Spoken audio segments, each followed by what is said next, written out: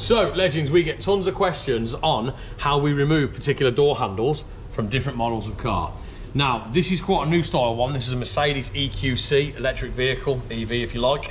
So I'm going to show you how to take this handle out, because it's not like the traditional style where you've got a separate block and handle.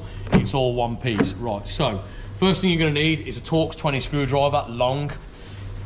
What you need to do is remove this rubber cap in here. So plastic trim remover if you can't prise it out by hand.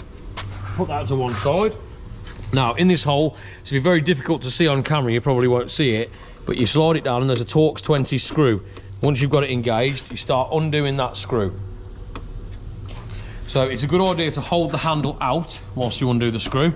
Now it's quite tight, so you keep going until the screw stops. Obviously turn it anti-clockwise for undo.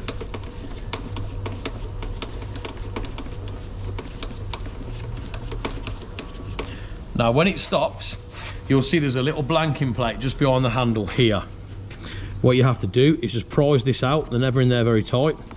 Move that to one side. Now once that's out, you can pull the handle just a touch further and it will hold itself out, and I'll show you how. What you do to remove the handle is slide it forwards and then wiggle it off the electrical plug there.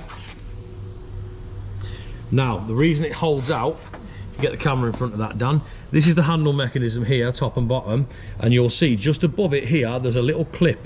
And if you want to reset the handle, you just move that clip upwards and it will drop in, so you can operate without the handle in if you're not replacing it for a short while. If you are replacing the handle straight away, leave that locked, because it makes it so much easier to get back in. And that's it, simple as that, to remove the handle on the EQC. For more hints and tips like this, be sure to subscribe to our channel, where we've got loads more of this content coming.